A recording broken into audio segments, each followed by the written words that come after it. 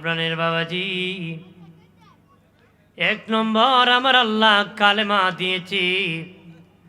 আমার আপনার দেহে আছে রুহ বাবা, রুহ ছাড়া জীবন বাঁচে না, রুহ ছাড়া মানুষ বাঁচে না বাবা। রুহ দামি বের হয়ে গেলে ওই মানুষের কোনো মূল্য থাকে না। ওই মানুষের কি থাকে না? মূল্য থাকে না। আমার আপনার দেহে আছে রুহ বাবাজি। রুহের কুস্বভাব হলো বাবা স্বাধীন থাকতে চায়, অধীন থাকতে চায় না, স্বাধীন থাকতে চায় বাবাজি। কারো আন্ডারে নয়, নিজে নিজে থাকতে চায়। এটা হলো বাবার নাস্তিকতা বাবাজি। নিজে নিজে চলতে চায়, কারো আন্ডারে থাকতে চায় না। যারা অন্য বাবাজি, এই জন্য নিজে নিজে যেন না চলে, স্বাধীন যেন না হয়। অধীন হতে গেলে ইসলাম পঞ্চবৃত্তির প্রথম ভিত্তি কালেমা দিয়েছে। কালেমা পড়ে স্বীকার করেছি আমি স্বাধীন না, আল্লাহ আল্লাহ রসুলের অধীন আছি। কার অধীন আছি? আল্লাহ আল্লাহ রসুলের অধীন আছি। আমি স্বাধীন না। আমি কি না? স্বাধীন না। কারণ বাবাজি স্বাধীনের দাম নাই, স্বাধীন বানরের দাম নাই বাবাজি। জঙ্গলে কত বানর আছে, মানুষ ঢিল মারে, কিন্তু বাবাজি যে ব্যক্তি বানর চিড়িয়াখানার মধ্যে আছে ওই বানরের বড় দাম।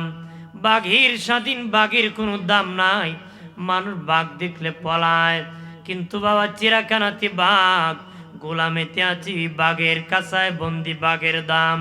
আকাশে কত পাখি ওরাল মারে রে, ওই পাখির কোনো দাম নাই, কিন্তু কাছায় বন্দি পাখির বড় দাম। বাজার থেকে খাবার কিনে খাওয়ায়, খাওয়ায় না নে, বাজার থেকে খাবার কিনে এনে খাওয়াইতেছে, ওইটার দাম বেশি। জি আসসালামু আলাইকুম। ওইটার দাম কি বেশি? কারণ এটা অধীন, স্বাধীন না। এটা কি অধীন, স্বাধীন না। স্বাধীন কিছুর দাম নাই। সাপ স্বাধীন, সাপেরও দাম নাই, কিন্তু সাপুরির হাতের সাপের দাম বেশি। এটা অধীনে আছে, গোলামিতে আছে। মারহাবা কর। ঠিক তুমি আমি যদি বাবাজি অধীন হতে চাই না, স্বাধীন হতে চাই, কোনো দাম থাকবে না, কোনো মূল্য থাকবে না। এই জন্য আমরা হলাম অধীন। আমরা কালেমা পড়ি, আল্লাহকে স্বীকৃতি দিয়েছি মালিক আমরা তোমার অধীন হয়ে গেছি, আমরা স্বাধীন না। লা ইলাহা ইল্লাল্লাহ মুহাম্মাদুর রাসূলুল্লাহ সাল্লাল্লাহু আলাইহি ওয়াসাল্লাম। বুঝাইলাম আল্লাহ আল্লাহ রসুলের অধীনে আছি, আল্লাহ আল্লাহ রসুলের সংবিধান আছে, মানতে হবে। মন গড়া পথে, মন গড়াতুল কিতাবে চলা যাবে না। মনে যেটা এটা না। স্বাধীনের দাম নাই, অধীনের দাম। কথা কনা মদিনের কি দাম বেশি, আর স্বাধীনের কোনো মূল্য। যে এরা স্বাধীন আছে নাস্তিক, কি মুরতাদ, বেঈমান। অধীন কারা? যারা মুসলিম হয়ে কালেমা পড়ে আল্লাহর অধীনে হয়ে গেছে, নবীর অধীনে, তার দাম বেড়ে গেছে। আর জোরে বলি টাকাওয়ালার টাকা যত বাড়ে, টাকাওয়ালার টাকা যত বাড়ে, দুশ্মন তত বাড়ে বাবা, শত্রু তত বাড়ে। এলেমওয়ালার এলেম যত বাড়ে, তত বন্ধু বাড়ে। বাড়ে না? ইবাদত বন্দি যে যত বেশি করে ওর দাম বাড়ে। টাকাওয়ালার টাকা যত বাড়ে, দুশ্মন তত বাড়ে। আগে একেই ঘুমাইতে পারতো, কিন্তু এখন পাহারাদার দিয়ে ঘুম হয় না। কথা কনা। কিন্তু যার টাকা নাই, ভাঙ্গা ঘর, বেড়ার ঘরও বেটা, যদি আল্লাহ হয় ঘুমাইতে তার কোনো ভয়। ভাইরা আমার খেয়াল করেন, ভালো করে। দুনিয়ার যত কাজ আছে, কাজের দ্বারা কাজের দাম বাড়ে, কাজের দ্বারা কাজের দাম বাড়ে, ব্যক্তির দাম বাড়ে না। জায়গা গর্ত ছিল, মাটি ফেলে দিবেন, জায়গার দাম বাড়বে। মুসি সাহেব জুতা বানায়, যত বেশি শ্রম দিবে জুতার দাম বাড়বে। মেস্তুরি বিল্ডিং বানায়, যত বেশি শ্রম দিবে বিল্ডিং এর দাম বাড়বে। কিন্তু মেস্তুর পরিকল্পনা মন্ত্রী বানাবে না, মেস্তুরি মুসি ওই জায়গার মালিক ওই। কাজের দাম বাড়ে, ব্যক্তির দাম বাড়ে না। তবে একটা কাজ আছে বাবা, ওই কাজ করলে দাম বাড়ে, এটা আল্লাহর ইবাদত। গোলামি যে যত বেশি করে তার দাম বেড়ে যায়। তার দাম কি বলি? আল্লাহরে কি জায়গা দিয়ে বিল্ডিং দিয়ে দাম বাড়ছে না আল্লাহরে খুশি করে দাম বাড়ছে? খুশি কইরা যত আল্লাহ যত বেশি খুশি হয়েছে মানুষ তত ভক্ত হয়েছে, মানুষ তত কি তার পিছনে দৌড়াইছে দোয়া নেওয়ার জন্য। মারহাবা কা ভাইরা আমার, খেয়াল করেন ভালো করে। ও বাবাজি, ইসলামের পঞ্চবৃত্তির প্রথম ভিত্তি কালেমা। কালেমা দিয়েছে রুহু আছে, রুহুর কুস্বভাব হলো স্বাধীন থাকতে চায়, অধীন নয়। আল্লাহ বলেন অধীন হতে হবে। এই কুস্বভাব দমনের জন্য আমি আল্লাহ সুবহানাহু ওয়া তাআলা পঞ্চবৃত্তির প্রথম ভিত্তি কালেমা দিয়ে তোকে অধীন করে দিলাম। 2 নম্বর নামাজ। 2 নম্বর কি? আমার আপনার দেহে আছে আগুন, আগুনের স্বভাব হলো পরে ওটাও পরে। এই কি হইছে? এই আমি জানো বেটা, আমি গুসা বেশি বেটা। এখানে কি গফ করার জায়গা বেটা? হ্যাঁ, আমি যত নরম আবার তত করো, বুঝছো? দুষ্টমি করবা, আরেকজন রাও করবা, দাঁড় করে রাখবা। আরেকজন দিয়ে রাও করবা, খবর আছে, শাস্তি দেওয়া হইব। রাজিনী করবই। মারহাবা কর। রাগ করছেন আপনার? কারণ আর কথা কইলে মাইন্ড নষ্ট হয়ে যায়। মাইন্ড কি? আমার প্রাণের বাবাজি নারী 2 নম্বর বাবাজি সালাত দিয়েছি, নামাজ। বাবাজি নামাজ কেন দিয়েছি? কারণ আমার আপনার দেহে আছে আগুন, আগুনের স্বভাব উপরে ওঠা, উপরে উপরে। দেহে আগুন থাকার কারণে আমার আপনার মধ্যে কুস্বভাবের জন্ম হয়। অহংকার, শুধু উপরে উঠব, বড় হব, বড় হব। আল্লাহর ওলি শিবলি রহমতুল্লাহ আলাইহ রাস্তা দিয়ে যেতেছেন, একটা গাছের গোড়ায় বাবাজি ছায়ার মধ্যে বসেছেন। গাছ ডেকে বলে, শিবলি রে, এ শিবলি, তুমি যদি আল্লাহকে রাজি করতে চাও, আমি গাছের আদর্শ তুমি গ্রহণ করো, আমি গাছের আদর্শ গ্রহণ করো, কলে আমার আল্লাহ তোমার প্রতি রাজি খুশি হয়ে যাবে। আল্লাহর ওলি শিবলি ডেকে বলেন, এই গাছ, তোর মধ্যে কি আদর্শ আছে? গাছ ডেকে বলে, শিবলি, দেখো না মানুষ কত আঘাত করে, আমার ডাল কাটে, পাতা ছিঁড়ে, আমি বদ্ধ দেই না, ভিটামিন যুক্ত ফল দেই। কাডল গাছে গোসা করে কাডল বন্ধ করছে নি বেটা? আরো কুড়াল দিয়া, হুরুন দিয়া, বিছুন দিয়া কাডল গাছ মারে, কথা না আছে কি না? আগা মাথা কুড়াল দিয়ে কুবার মজি বাড়িব, মজি। হ্যাঁ, ডাল কাটছে, ভাদ্র মাসে কমাই দিছে। আপনার কোন কাডল গাছ গোসা করছে? না, গোসা করছে? রাগ করে না, কার গাছে শিবলি, আমি মানুষ যতই আমাকে আঘাত করুক, আমি বদ্ধ দিই না, ভিটামিন যুক্ত ফল দিই। কন্যা সুবহানাল্লাহ। আল্লাহর ওলি শিবলি ডেকে বলে, গাছ, তোর মধ্যে এত সুন্দর আদর্শ রে, তারপরও মানুষ তোরে আগুনে কেন পুরান? কেন রে তোরে আগুনে পুরায়? বাবা, যা আছে গাছের ডালাপালা মানুষ আগুনে পোড়ায়। মেন সার গাছ তক্তা বানায়, সুবা বানায়, খাট বানায়, পালং বানায়। কালের পরিবর্তনে এইগুলা বাবা মেয়াদ চলে যায়, এটা ডিজিটাল হয়ে যায়, নতুন আবিষ্কার হয়, এটা বাবা আর ব্যবহার করে না। কেউ লাকড়ি বানায়, কেউ আদর করে উপরে রাখে, ঘুনে খায়, বাবা শেষ করে দেয়। বেশি আদর হলে সমুদ্রে ফেলে দেয়। বাবা জেলেরা মাছ মারতে যদি তার জালের মধ্যে ওই কাঠ লাকড়ি উঠে নদীর পারে শুকায় বিবিরে চুলায় ভর, কথা খানা। তাহলে শেষ মুহূর্তে আসাও আইন না, বুঝছো নি? চালাতো না, না কেউ লেগে আইন না।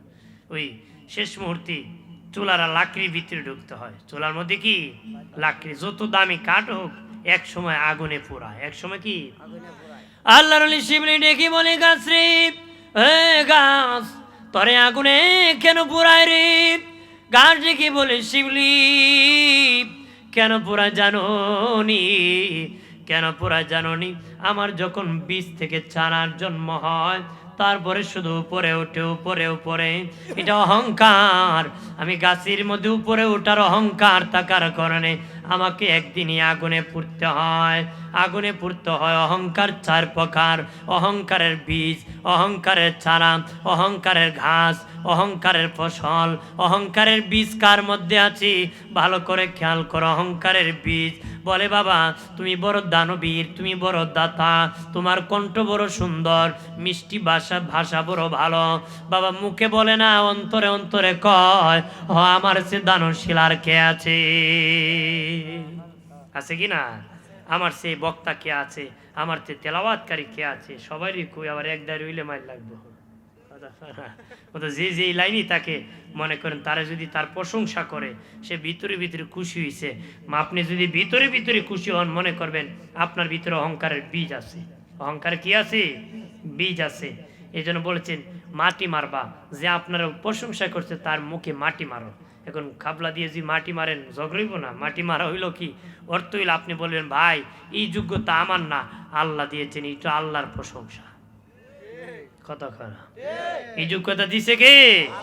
এটা আমার কিছু যোগ্যতা না, এটি মাটি মারা, এটাই কি প্রতিবাদ? ভাইরা আমার, 2 নম্বর হলো অহংকারের চারা। বলছে ভাই আপনার প্রশংসায় এই বলেছি, এবার মুখ দিয়া বাহির করে কহা আমার চেয়ে কে হতে পারে? এটা অহংকারের চারা। এরপরে নিজেই কয় আমি এই করেছি, আমি এই করেছি, এত বছর খতিবগিরি করেছি, আমি এই করেছি মসজিদের জন্য, আমি দেশের জন্য এই করেছি, দশের জন্য এই করেছি। নিজে নিজে আওয়াজ করে বলে, এটা অহংকারের ঘাস। না মানলে শাস্তি দেয়, আঘাত করে মানুষকে হত্যা করা দেয়, হুমকি দেয়, মানুষ মারে বাবা, জোর প্রয়োগ করে, বাধ্য করে। এটা অহংকারের ফসল, পরিণামে জাহান্নামী। চিল্লায় বলে নাউজুবিল্লাহ। অহংকারী শেষে আক্রমণ করে। কি করে? এটা হলো অহংকারের ফসল। হিংসার কারণে করে।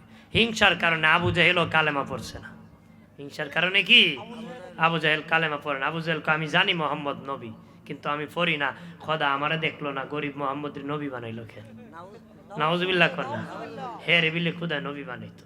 এই হিংসার কারণে কালেমা পড়ছে না। নাউজুবিল্লাহ কর। ভাইরা আমার, ওই অহংকার দমনের জন্য আল্লাহ সুবহানাহু ওয়া তাআলা নামাজের বিধান করেছি। আগে বলেছে আমি বড়, নামাজে দাঁড়ায় আল্লাহু আকবার, আমি বড় না, আল্লাহ তুমি বড়। কি কইছে? আগে কইছে আমি বড়, কিন্তু নামাজও খারিয়া আল্লাহু আকবার, আল্লাহ আমি বড় না, তুমি বড়। যে ব্যক্তি মুখে কয় বাইরে হইলে আমি বড়, মসজিদে কয় আল্লাহ তুমি বড়, হলো মুনাফিক। কি মুনাফিক? যার মুখে আর অন্তরে মিল নাই। যার মুখে আর অন্তরে কি মিল নাই। ভাইরা আমার, আগে বলেছে আমার প্রশংসা, নামাজে দাঁড়ায় কল্লা, সব প্রশংসা তোমার। আলহামদুলিল্লাহি রাব্বিল আলামিন। সব প্রশংসা কার? আগে কইছিল আমার প্রশংসা কর। আগে কি কইছিল? আমার প্রশংসা। নামাজে দাঁড়ায় কল্লা, তোমার সব প্রশংসা। তাহলে আগে আমার প্রশংসা, পরে তোমার প্রশংসা, এটা মিল নাই। এটা কি নাই? মিল নাই। প্রশংসা করব কার? হ্যাঁ, আল্লাহরই প্রশংসা। সব জায়গায় চলবে কার প্রশংসা? ভাইরা আমার খেয়াল করেন ভালোভাবে বাবাজি, নামাজ এমন একটি ইবাদত, যে ইবাদতের দ্বারা বাবাজি জীবনের গুনাহ ক্ষমা হয়ে যাবে। একটা যুবক ছেলে আসিয়া বলে, নবীজি ইয়া রাসূলুল্লাহ, মারাত্মক অপরাধ করেছি ইয়া রাসূলুল্লাহ, গুনাহ কেমনে ক্ষমা হবে? এমন সময় নামাজের সময় হয়ে গেল। মুয়াজ্জিনকে নবী বলেন আজান দাও। মুয়াজ্জিন আজান দিয়ে দিল। নবীজি নিজে ইমামতি করলেন। যুবক ছেলে নবীজির পিছনে জামাতে নামাজ আদায় করলো। নামাজ শেষে ওই যুবক ছেলেটি কি বলি, ইয়া রাসূলুল্লাহ, নবী আমার গুনাহ কি ক্ষমা হবে না? নবী বলেন, যুবক তুমি কি আমার পাছনে নামাজ পড়ো নাই? ইয়া রাসূলুল্লাহ, আপনার পাছনে নামাজ আদায় করেছি। দিনে নবী বলেন, এ বাবা যুবক, তুমি আমার পাছনে নামাজ পড়েছো, এটা এমন নামাজ যে নামাজ পড়তে দেরি জীবনের গুনাহ ক্ষমা করতে দেরি নাই।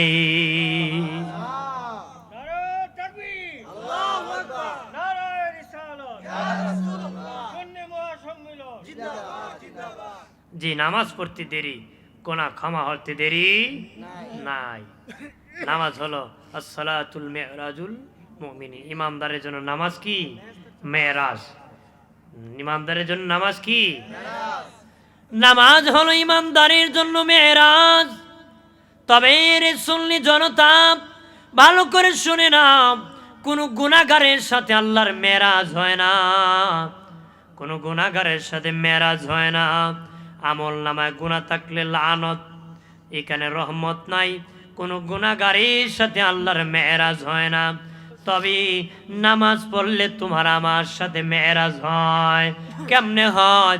একজন নামাজি আল্লাহু আকবার বলে যখন নামাজে দাঁড়ায়, একজন ফেরেশতা আসিয়া তোমার আমার আমল নামাতে গুনাহ গাটুরি বাঁধিয়া মাথায় নিয়ে সামনে দাঁড়ায় থাকি, তখন আমল নামার মধ্যে কোনো গুনাহ থাকে না। বান্দার সাথে আল্লাহর দিদার হয়ে যায়। নামাজ শেষ হয়ে গেলে ফেরেশতা বলে, মালিক আল্লাহ, তোমার বান্দার গুনাহ কি তার আমল নামায় দিয়ে দিব নাকি? আল্লাহ কা, আমার নাম রহমান, আমার নাম রহিম, আমি দয়াবান।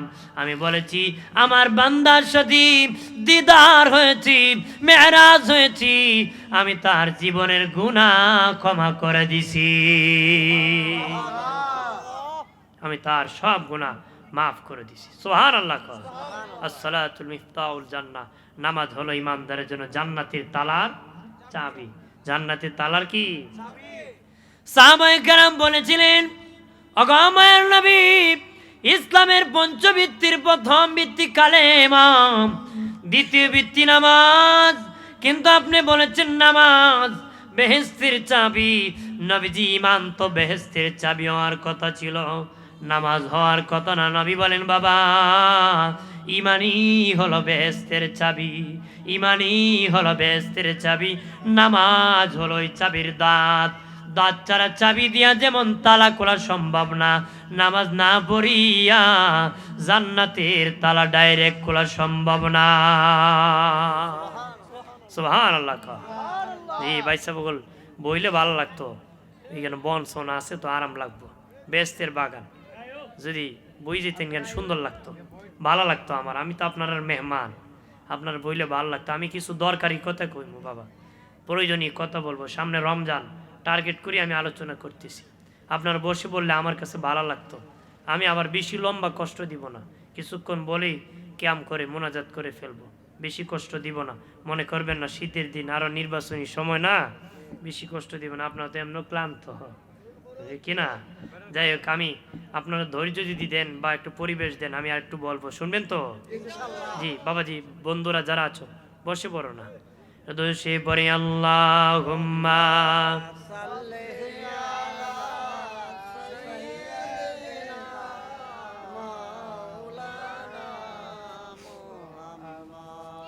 ওয়া আলা আলি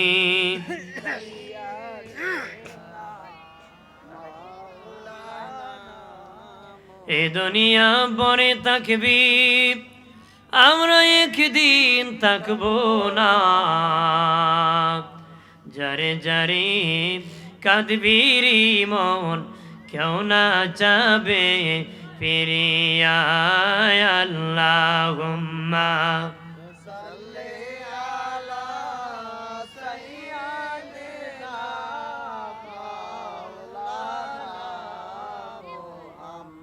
ওয়ালা আলি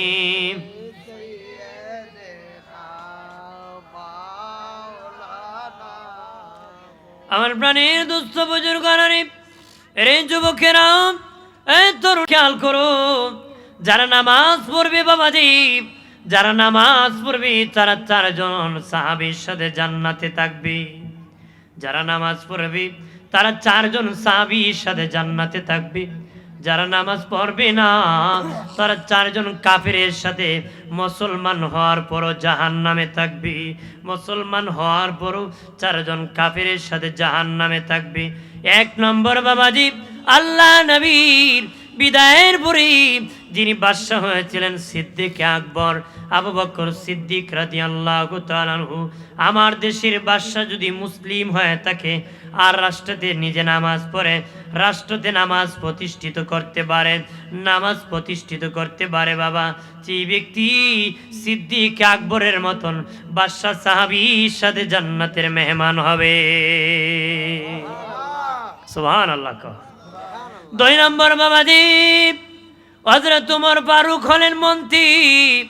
এই দুনিয়ার মন্ত্রীরা, এমপিরা, ডিসিরা যদি বাবাজি নিজে নামাজ পড়ে আর সমাজকে নামাজি বানায়, নামাজের জন্য চেষ্টা করেন, হযরত ওমর ফারুকের মতন মন্ত্রী সাহাবীর সাথে জান্নাতে থাকবে। সুবহানাল্লাহ। 3 নম্বরে উসমান গনি জিন্নুরাইন রাদিয়াল্লাহু তাআলা আনহু সাহাবীদের মধ্যে ছিলেন ধনী। ওরে ধনীরা, তোমরা যদি নিজে নামাজ পড়তে পারো, পরিবারকে নামাজি বানাতে পারো, উসমান গনির মতন ধনী সাহাবীর সাথে জান্নাতে থাকবা। হযরত আলী হলেন গরিব। যারা গরিব আচরিব, দিন আনো দিন খাও, চাকরি করো রে, টালা গাড়ি চালাও, রিক্সা চালাও, মানুষের বাড়ি কাজ করো, তোমরা গরিব। গরিব হওয়ার পরে যারা নামাজ পড়বে, তার পরিবারকে নামাজি বানাবে, হযরত আলীর মতন গরিব সাহাবীর সাথে জান্নাতে বাস করবে। আর মুসলিম হওয়ার পরে যারা নামাজ পড়বে না, নামাজ প্রতিষ্ঠিত করবে না, তারা 4 জন কাফিরের সাথে জাহান্নামে থাকবে। কাফিরদের মধ্যে ছিল ফেরাউন বাদশাহ। এই দুনিয়ার মুসলমান বাদশাহ হওয়ার পরে নিজে নামাজ পড়ে না, রাষ্ট্রকে নামাজি বানায় না, ফেরাউনের মতন বাদশাহ কাফিরের সাথে জাহান্নামে থাকবে। 2 নম্বর, হামান হলো মন্ত্রী। মন্ত্রী এমপি ডিসি হওয়ার পরে নিজে নামাজ পড়ে না, সমাজকে নামাজি বানানোর চেষ্টা করে না, হামানের মতন মন্ত্রী কাফিরের সাথে জাহান্নামে থাকবে। কাফিরদের মধ্যে কারণ হলো ধনী। এই দুনিয়ার ধনী যারা আছে মুসলমান, নিজে নামাজ পড়ে না, সমাজকে নামাজি বানায় না, কারণের মতন ধনী কাফিরের সাথে জাহান্নামে থাকবে। উবাই ইবনে খালফ হলো গরিবদের মধ্যে, কাফিরদের মধ্যে গরিব। উবাই ইবনে খালফ হলো কাফিরদের মধ্যে গরিব। এই দুনিয়ার গরিব যারা আছো, যদি নামাজ পড়ো না, সমাজকে তোমার পরিবারকে নামাজি বানাও না, উবাই ইবনে খালফের মতন গরিব কাফিরের সাথে জাহান্নামে থাকবে। একটু চিল্লায় বলে নাউজুবিল্লাহ। এখন চিন্তা করুন, জান্নাতে সাহাবীদের সাথে যাইবা না কাফেরের সাথে দুজুগে যাইবা? এই চিন্তা করার দরকার আছে কি না? ভাইরা আমার, মানুষ বাবাজি কপালকে বাবা ভাগ্যের প্রতীক মনে করে, নাককে মানুষ মর্যাদার প্রতীক মনে করে, কপালকে মানুষ ভাগ্যের প্রতীক মনে করে, নাককে মানুষ মর্যাদার প্রতীক মনে করে। যে ব্যক্তি ভাগ্য পরিবর্তন করতে চাও আর যদি ইজ্জত বাড়াইতে চাও, দৈনিক 5 বেলা নাক আর কপাল লাগাইয়া আমার আল্লাহকে সিজদা করো। যদি ভাগ্য পরিবর্তন করতে চাও, ইজ্জত বাড়াইতে চাও, নাক আর কপাল লাগাইয়া দৈনিক 5 বেলা আল্লাহকে সিজদা করতে হবে। কথা বলেন না? ভাইরা আমার খেয়াল করেন ভালোভাবে বাবাজি। ও দুস্থ বুজুর্গরা, নবী বলেন বাবা সাহাবীরা রে, তোমাদের বাড়ির পাশে যদি কোনো পানির নহর থাকে রে, তোমাদের বাড়ির পাশে কোনো পানির নহর যদি থাকে বাবা, দৈনিক 5 বার যদি তুমি গোসল করো, দেহের মধ্যে কোনো আবর্জনা থাকবে না। না ইয়া রাসূলুল্লাহ, নবী দেহের মধ্যে কোনো ময়লা থাকবে না। নবী কোন নামাজ এমন ইবাদত, 5 বেলা নামাজ পড়লে আমল নামার মধ্যে কোনো গুনাহ থাকবে না। আমল নামায় কোনো গুনাহ থাকবে না। এই জন্য নামাজ পড়তে হবে, গুনাহ মাফ করাতে হবে। মারহাবা ক ভাইরা আমার খেয়াল করেন, কালেমা নামাজ। ও বাবাজি, ইসলামের প্রথম ভিত্তি হলো কালেমা। রুহু বাবা, রুহুর স্বভাব বাবা স্বাধীন থাকতে চায়, অধীন থাকতে চায় না। দমনের জন্য আমার আল্লাহ কালেমা দিয়েছি, দেহে আছে আগুন, আগুনের স্বভাব হলো উপরে ওটা অহংকার হয়, দমনের জন্য নামাজ দিয়েছি, ওই কুস্বভাব দমনের জন্য নামাজ দিয়েছি। 3 নম্বরে রোজা, রোজাটা সব শেষে আমি বলবো বাবা। 4 নম্বরে, 1 নম্বরে কালেমা, নামাজ, রোজা, হজ। 4 নম্বরে হজের কথা বলবো, জাকাতের কথা বলবো, তারপরে বাবা আমি রোজার কথা বলবো। আছে বাবা হজ, হজ কেন ফরজ করে দিয়েছি আমার আল্লাহ সুবহানাহু ওয়া তাআলা, কেন হজ ফরজ করে দিয়েছে? দেহে আছে বাতাস, বাতাস আছে বাবা, দেহে আছে বাতাস, বাতাসে বাবাজি দেহে আছে পানি, পানি আছে বাবা, পানি যখন ছেড়ে দিব বাবা উঁচু থেকে নিচুর মধ্যে যায় বাবা, উঁচু থেকে আরো উঁচু যায় না, নিচের দিকে যায়। পানি যখন দিবেন নিচের দিকে যায় রে বাবাজি। দেহের মধ্যে পানি থাকার কারণে একটা কুস্বভাবের জন্ম হয়। একটু টাকা হলে গরিবের মধ্যে নেতৃত্ব দিতে চায়, একটু ধনী হলে গরিবকে গোলাম বানাইতে চায়, চামচা বানাইতে চায়, তার নেতৃত্ব দিতে চায়, জুতা বইতো চায়, টয়লেট পরিষ্কার করাইতো চায়। কথা করা ভাইরা আমার খেয়াল করেন, টাকা হলে রে বাবাজি গরিবের মধ্যে নেতৃত্ব দিতে চান। আল্লাহ বলেন এটা তোর কুস্বভাব, আমি আল্লাহ এটা দমনের জন্য তোর মধ্যে হজ একটা বৃত্তি দিয়েছি, হজ ফরজ করেছি। মক্কা যা রে, কাবা ঘরে যা দেখ, কে আমির কে ফকির, কে রাজা কে বাদশাহ, কে রিস্কাওয়ালা কে আমির, চিনার কুদরত নাই। সিলাইবিহীন কাপড় পরে লাব্বাইক বলে আওয়াজ করতেছে। আল্লাহকে আমি কোনো পার্থক্য রাখি নাই, কোনো পরিচয় রাখি নাই, সমানভাবে এক সিস্টেম দিয়েছি। বাদশা যেমন কাপড় পরেছে রিস্কাওয়ালাও তেমন কাপড় পরছে। নেতৃত্ব চলে, নেতা নেতৃত্ব ছাড়া চলা যায় না, চলতে হবে, কিন্তু ওইটা না যে আমার গোলাম মনে করা যাবে না। আপনি তো আপনার একজন নিয়ে চলতে হবে, গাইডলাইন নিতে হবে, নিতে হবে কি না? নিতে হবে। এইটার বিরোধিতা আমি করতেছি না, কিন্তু ওইটা না যেন আমি কাউকে গোলাম না মনে করি। যিনি লিডার উনি কাউকে যেন ওনার গোলাম না মনে করে। সহযোদ্ধা, একসাথে কাজ করব, একসাথে দিন পালন করব, আল্লাহকে খুশি করব। সুবহানাল্লাহ কন না, একসাথে খালি আকাম করব। আমরা তো এখন বন্ধুত্ব মনে হলো আকামের লিডার, আকামের কি এটা কথাবার্তা নবী রাসূলের মতন, কাজ করে ফেরাউনের মতো, আছে কি না? এরকম হলে চলবে? বাহির যেমন ভিতর তেমন হতে হবে। আমাকেও আপনাকেও, আমি শুধু না আপনাদেরকেও, আপনি শুধু না আমাকেও পরিবর্তন করতে হবে, ঠিক কিনা বলে? ভাইরা আমার খেয়াল করেন ও বাবাজি, এই জন্য ইসলাম চতুর্থ ভিত্তি দিয়েছে যাকাত। দেহে আছে মাটি, মাটির স্বভাব বাবা খেয়ে ফেলা, মাটির স্বভাব খেয়ে ফেলা। বাঁশ গাড়েন মাটির সমানে খেয়ে ফেলবে, লোহা গাড়েন হালকা করে ফেলবে, মাটির স্বভাব হলো খেয়ে ফেলা। তোমার আমার দেহে মাটি থাকার কারণে কুস্বভাবের জন্ম হয়, খেয়ে ফেলা। টাকা থাকলে দিতে চায় না, আমানত রাখলে ফেরত দেয় না, আছে না? টাকার নাম বাবাজি, যার দ্বারা যায় তার কথা কয়, কথা কয়, যার দ্বারা যা তার গীত গায়, তার কি গায়? গীত গায়। বাবা টাকা এমন মনে করেন দেখাইবেন, হেবেড়ে জিলকি 3টা দিব, চা খাওয়াইলে 5টা মিশা কথা কইব, 500 দিলে 1000 মিশা কথা কয়। আর যদি আরেকটু বাড়ান জীবন দিলাইমু সাপ আপনার লাগে, আর মাইল লাগলে জুতা ফালাই ভাগ্যে জায়গা। যদি কোনো ভাগ্যেজ করে আরেক জোর কিনে লিমু, ই জোরে দরকার নাই, কিন্তু আগে গাছ তুলে দিছে, কথা কথা আছে কি না? সাবধান, এরকম ফাল দেওয়া যাবে, ভয় করতে কাকে? বাইরে আমার খেয়াল করেন ভালোভাবে বাবাজি, মাটির স্বভাব হলো কে ফেলা। এই জন্য আল্লাহ সুবহানাহু ওয়া তাআলা দমনের জন্য ইসলাম যাকাত ফরজ করে দিয়েছি, যাকাত ফরজ করে দিয়েছে। যাকাত আমার দেশে যাকাতটা রমজান টু রমজান হিসাব করে বাঙালি দেয়, দেখি না? যারা দুনিয়া চুরি ধনীরা যাকাত যারা দাও, যাকাত দেওয়া বন্ধ করবা না, যাকাতটা দিয়ে দিবা। জাকাত বন্ধ করবা না। জাকাত দিলে মাল কমে না, মাল বাড়ে। দান করলে মাল কমে না, মাল বাড়ে। মাথার চুল কাটবেন, চুল বাড়বে। কাটবেন না, চুল বাড়বে না। মহিলা 20 বছর ধরে চুল কাটে না, দেড়াত লম্বা আছে। 20 বছরে বাবা প্রতি মাসে মাসে কত চুল কাটলাম, এখন হিসাব করেন 20 বছরে কত লম্বা হতো। এটা কাটার কারণে বাড়ছে। কাটবেন না, বাড়বে না। কাটবেন, চুল বাড়বে। টাকা দান করবেন, টাকা বাড়বে। কিপটামি করবেন, টাকা বাড়বে না। বকিলামি করবেন, বাড়বে না। জাকাত দিবেন না, মাল তোমার বাড়বে না।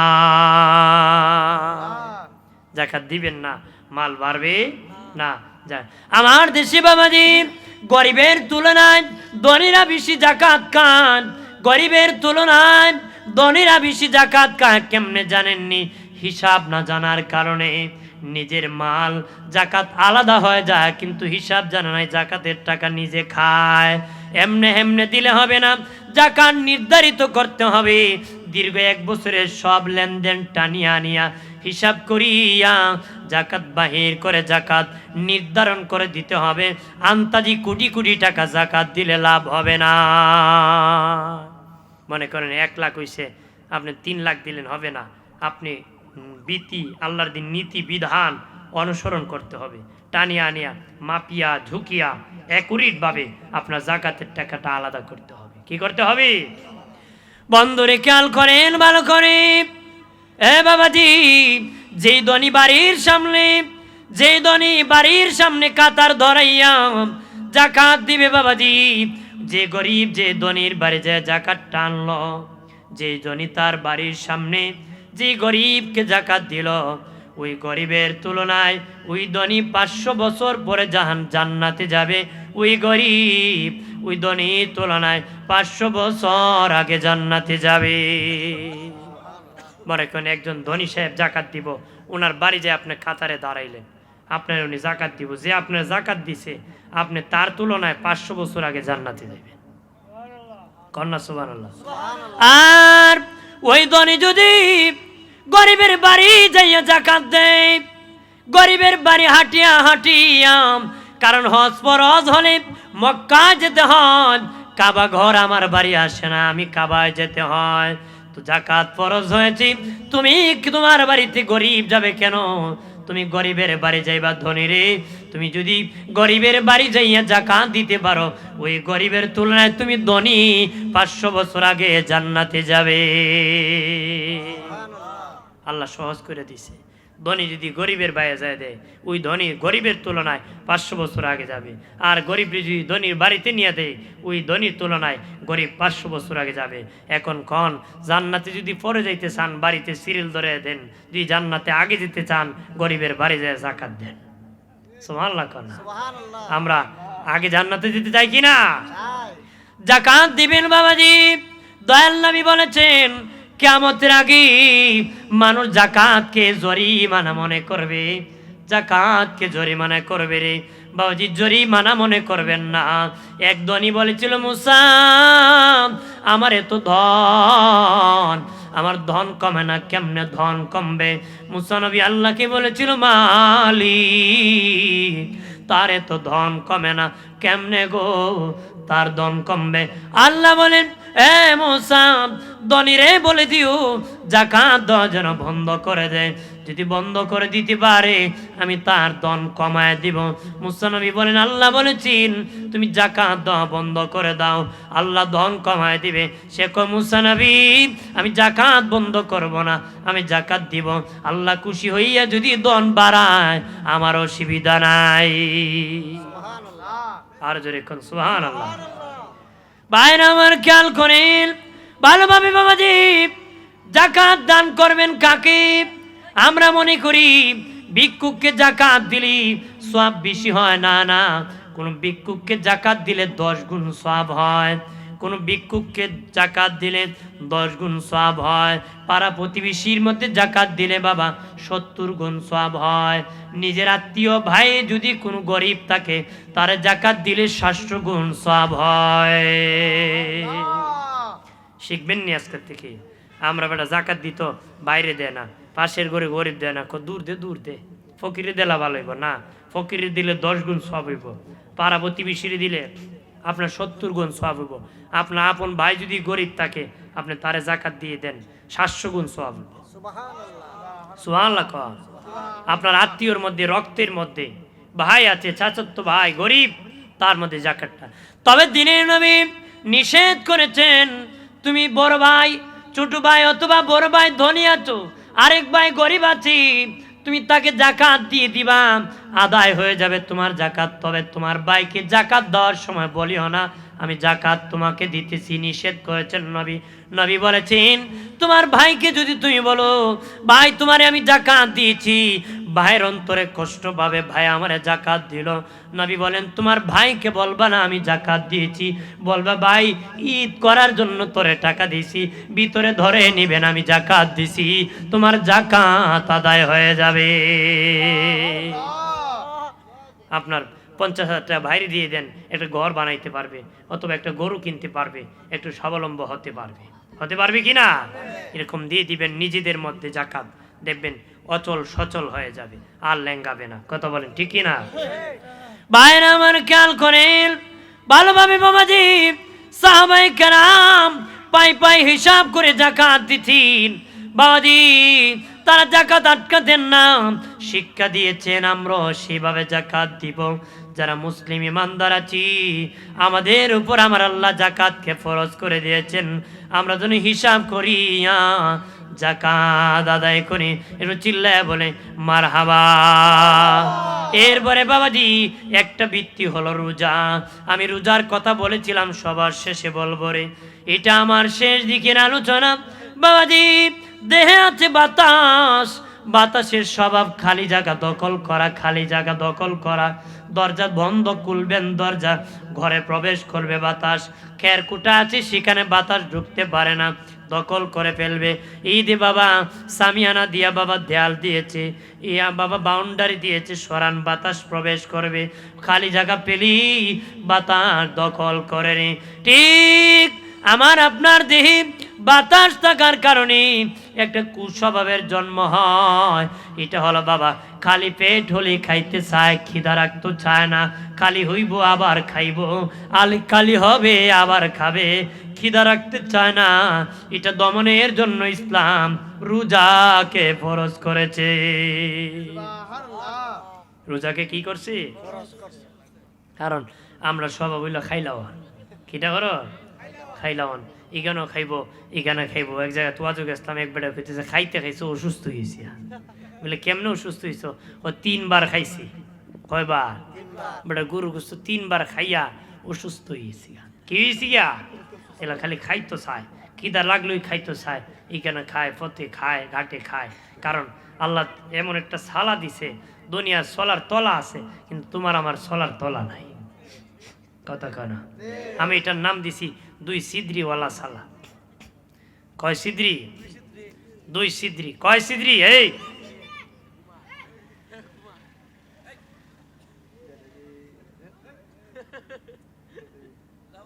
কয় সিদ্রি? 2 সিদ্রি।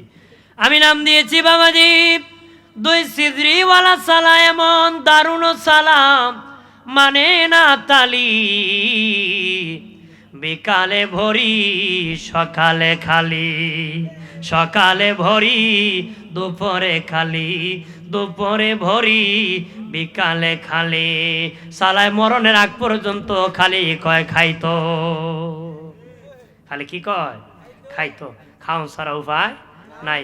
চাচি কয় কয় মাইতো না তোমার চাচার মাথা গরম। কেন? কথায় রোজা। হ্যাঁ কি রোজা হইলে বলে মাথা গরম হয়ে যায়। আল্লাহ দিছে নরম হইতো, বেড় হয়ে যায় গরম হয়ে যায় কি। আর রোজা দিছে নরম হয়ে পারলিয়া, বেড়ে বলে গরম হয়ে যাগা। এটা কি জায়গা? কারণ মামুর ইমান ঠান্ডা, এই জন্য গরম হয়ে যাগা। কথা বলেন না ভাইরা আমার, খেয়াল করেন ভালোভাবে বাবাজি। এই জন্য ইসলাম রোজাকে ফরজ করে দিয়েছি। কেন দিয়েছি? তুমি খিদা রাখুরি, তুমি শুধু খেও না, গরিব মানুষ না খেয়ে ঘুমায়, খিদার যন্ত্রণা কেমন লাগে অনুমান করো, অনুভব করো। তোমার 11 বছরের পেটে জীবাণু জমেছে, তোমার দেহে অনেক জটিলতা ঢুকে গিয়েছি, 1 মাস রোজা রাখবা, আমার আল্লাহ সমাধান করে দিবে। কি করে দিবি? সমাধান করে দিবে। রোজা এমন একটি ইবাদত, ও বাবাজি, মানুষকে জ্বালায়া দেয়, আত্মশুদ্ধি করে জ্বালায়া দেয়, জান্নাতের উপযোগী বানায়। রোজা এমন একটি ইবাদত, যে ইবাদতের দ্বারা লোকটা আল্লাহর ভয়ে রোজা রাখে, লোককে দেখানোর জন্য নয়। যারা রোজা রাখে একমাত্র আল্লাহর ভয়ে রোজা রাখে। লোক দেখানো রইলে কি সে, লোক দেখানো রইলে কি বেটা, লোকে খাইলে তো পারে সামনে মুখ মুচ্চা যে রোজা রাখে না, হে বেটা আরো রোজা যে রাখছে এর চেয়ে বেশি নরম হয়ে যায়। কথা কয় না, জোরে কয়। বেটা সকালে খায়, সেরিও খায়, দুপুরও খায়, ইফতারের সময় সাবের বাড়ি মুখ টুক মুচ্ছে গিয়ে হাজির হয়েছে, রোজা রাখা যে মেল। কথা কয় না, বোঝা যায় 3 দিন ধরে খায় না। ওদের এক হুজুর গেছিল এক বেটার বাড়ি দাওয়াত খাইতো, রমজান মাস ইফতারির দাওয়াত। তে কইতেছে, এই মা তোমার বাড়িতে ইফতার কোনো রোজা রাখো নি তুমি? হুজুর কি কোন আপনি? আমার ওয়াইফ রেজিগান জীবনে নিয়ে একটা রোজা আমার ভাঙাইতে পারছে, জীবনে নিয়ে একটা রোজা ভাঙাইতে পারছে। হুজুর জিগাই গো, তোমার স্বামীর নাকি জীবনে তুমি একটা রোজা ভাঙাইতে পারছো না? হুজুর মাইতুই না, তাই রাখলেন আমি ভাঙাইতাম। রাখলেন বেটা জীবনে রাখছুই না, ভাঙানোর প্রশ্ন আসে? তোর ঘরে খাওয়া যায় না রে, আমি পলাই। হুজুর আমার বউ রাখে। তুমি রাখো নি গো? হুজুর আমি আগা মাথায় রাখি। কোন মাথায়? আগা মাথায়। মহিলা মহিলা জিত থাকে ফাঁসন্তি, এক মহিলা হুজুর বুঝছেন না, বিড়ি ফুইলা রাখে আর শেষে মাঝখানো ফুটুস। মাঝখানো কি খায় আর ধায় আর ফুর্তি করে। বহু অনেক ব্যবসায়িক আছে দিনের বেলা বাদ বেছে। কথা কনা মুসলমান হইয়া বাবাজি, এ বাবাজি, মুসলমান হইয়া দিনের বেলা বাবাজি হোটেলে পর্দা লাগাইয়া বাদ বেছে নিজের মাথা আবার টুপি পাঞ্জাবি পরে কয়ে বিলে রোজা। তোর মতন বেঈমান রোজা রেখে লাভ কি? যে তোর হোটেলে খাইয়া যে পাপ করছে, আল্লাহ হাসরে তোরে ডাবল শাস্তি দিবে। এক ব্যক্তিকে ধরিয়া আল্লাহ নবীর দরবারে না হলে ইয়া রাসূলুল্লাহ, সে মদের আসনের মধ্যে বসা ছিল। নবীজি, নবী বললেন তুমি মদের আসনে কেন ছিল? ইয়া রাসূলুল্লাহ আমি মদ পান করি না, আমি রোজা। নবী কয় যারা মদ পান করেছি তাদেরকে যে শাস্তি দিবা, যে রোজা রাখিয়া এই আসনে বসেছে তার ডাবল শাস্তি দিতে হবে। তার কি দিতে হবে? ডাবল শাস্তি। আপনাদের এলাকায় কোনো ব্যবসায়িক যদি বাদ বেচতে দিবেন নি? প্রতিহত করতে হবে। এটা মুসলমানের দেশ। কার দেশ? মুসলমানের দেশ। কেউ যেন বাদ না বেচতে পারে। ব্যবসা করলে দিনে করবা মিয়া, পর্দা লাগাইয়া। বহুত মুসলমান আছে বেহায়া, দিনের বেলা কয় হেবিলি হিন্দু। কথা না, দিনের বেলা হিন্দুর পরিচয় বাদ খায় আর সন্ধ্যায় ইফতার করে মুসলমানের পরিচয়। এটা হিন্দু মার্কা মুসলমান। কোন মার্কা? হিন্দু মার্কা। এটা ইফারেও না, ইফারেও না, নামেও না, কামেও না। কথা কনা বাইরে আমার খেয়াল করেন।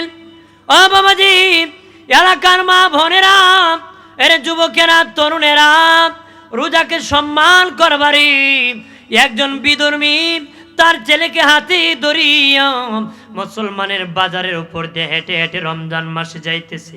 তার বাচ্চা খাবার হাতে নিয়ে খাইতে চায়।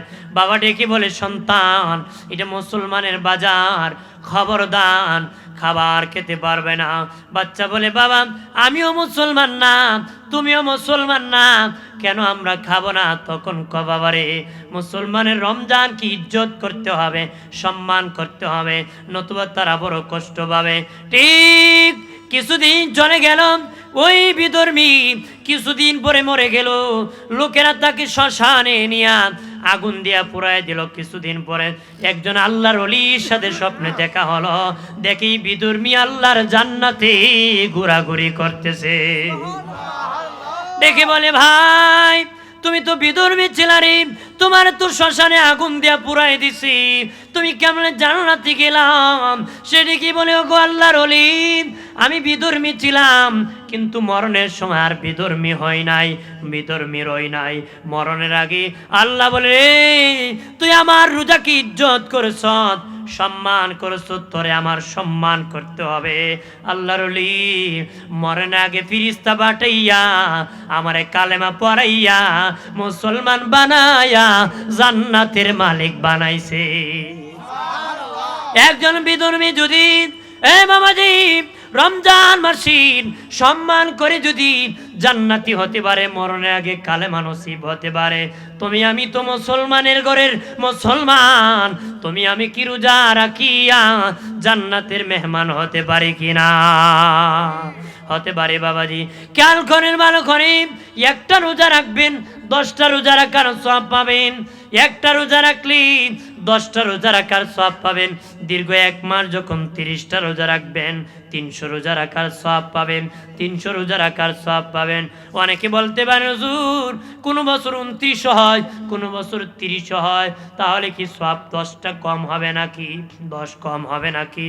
না না, আল্লাহ এত দয়ালু, আল্লাহকে আমার ভান্ডারে কম নাই, তরে আমি কম দিব না। 29 হলো পরিপূর্ণ রোজাদার, 30টা দিল পরিপূর্ণ রোজাদার। 30টা রাখলে যত নেকি, 29টা দিল তত নেকি। যে 29টা রাখতে পারে সে 30টা রাখতে পারে, যে ব্যক্তি রাখে না তার মাথা ব্যথায় ভালো লাগে না, আর গে গে আটে রোজার ইবার শেষ হয় না। ঠিক কিনা? কারণ বেটা সেলু মেশিন স্টার্ট করতে পারে না, কথা হয় না। এবার রোজারি লাম্বারে শেষ হয় না, যায় না যাইব দৌড়বো মামু, কথা কয় না, আছে কি না? বলেন যে 29টা রাখলো সেও 300 সওয়াব পাবে, 30টা রাখলো 300 রোজা রাখার সওয়াব পাওয়া যাবে। সওয়াব কম দিবে না, আল্লাহরই হুকুম 29, আল্লাহর হুকুম কি?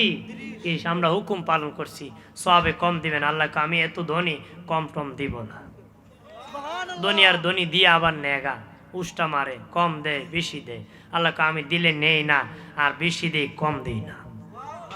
আরো জোরে বাইরে আমার খেয়াল করেন। আর বাবাজি রমজানুল মুবারকের পরে শাওয়াল মাস, শাওয়াল মাসের 6টা রোজা যারা রাখতে পারবে, শাওয়াল মাসের 6টা রোজা যারা রাখতে পারবে, 6 10 60, রমজানের 300, এইদিকে 6টায় হলো 60, হয়ে গেল 360। আরবি গণনা মোতাবেক 360 দিনে বৎসর হয়ে যায়। আরবি গণনা মোতাবেক 360 দিনে বৎসর হয়ে যায়। যে ব্যক্তি 36টা রোজা রাখবে দীর্ঘ 1 বছর রোজা রাখার সওয়াব আমলনামায় পাবে। কয়টা রাখলে? 36টা। যুবকরা রোজা ভাঙ্গো না, জোয়ান কালে যদি ভাঙ্গো বাবা বুড়ো হইলে রাখতে হয় না, কথা কয় না। যে বেটা জোয়ান তালে রাখছে না, গে দেখেন বুড়া কালো রাখতে পারে না, পারে কি না? বউ কয় আমার বুড়ার বাদ বইতে বইতে আমি শেষ, বাদ বইতে বইতে রাখবো কেমনে, জোয়ান থাক তুই রাখছে না, কথা আছে কি না? যে জোয়ানি জিন্দিগিতে রোজা রাখতে হবে, তাহলে পরবর্তীতে যত অসুস্থ হোক রোজাটা ভাঙবে না। রোজাটা কি বাইরে আমার খেয়াল করেন, যে ব্যক্তি 36 রোজা রাখবে তার আমলনামায় দীর্ঘ 1 বছর রোজা রাখা সওয়াব হবে। যে বছর থেকে তোমার আমার উপর রোজা ফরজ হয়েছিল, এই বছর থেকে ইন্তেকালের বছর পর্যন্ত যদি রোজা রাখতে পারি, যেই বছর থেকে গো রোজা ফরজ হয়েছিল এই বছর থেকে যদি ইন্তেকালের বছর পর্যন্ত 36টা রোজা রাখতে পারে, মরণের পরে মিজানের পাল্লায় দেখবা তোমার সারা জীবন রোজা রাখার সওয়াব আছে। আল্লাহ বলবেন এ উম্মতে মুহাম্মদী তোমরা সবার আগে জান্নাতে চলে যাও। অন্য উম্মতরা বলবে মালিক তারা আমাদের পরে গিয়েছি, আমরা তাদের আগে গিয়েছি, আমরা আগে যাব। আল্লাহ বলবেন তোমরা সারা বছর রোজা রাখো নাই, তারা সারা বছর রোজা রেখেছে, তাদের দিল আঙ্গার হয়ে গেছে, কলিজা পুরে সারকার হয়েছে। আমি আল্লাহ আরশের নিচে জায়গা করে দিতেছি, সূর্যের তাপ লাগাবো না রে। এই আমার বান্দা রোজা রেখে রেখে খিদার যন্ত্রণায় তার কলিজা পড়ে গেছে, ফেরেশতারা আমার বান্দাকে, এই বান্দা বান্দিকে আমি ইফতারের দাওয়াত করতেছি।